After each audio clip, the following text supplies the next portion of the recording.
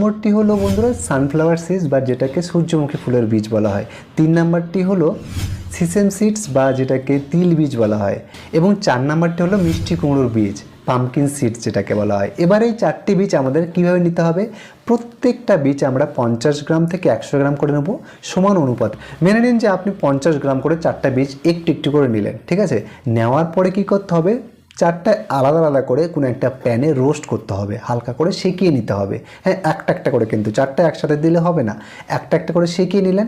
নেওয়ার পরে গ্রিন্ডারে দিয়ে গ্রিন্ড করে, মিক্সচার মেশিনে দিয়ে গ্রিন্ড করে সেটা ভালো করে পাউডার বানিয়ে, যারা দুধ খেতে ভালোবাসেন রোজ 1 চা চামচ করে আপনি সকালবেলা এবং সন্ধ্যাবেলা রাত্রিতে ঘুমোতে যাওয়ার আগে খাবেন। এবং যারা দুধ খেলে যাদের সমস্যা হয় তারা এই পাউডারটা গরম ভাতের সাথেও কিন্তু খেতে পারেন, হালকা লবণ মিশিয়ে।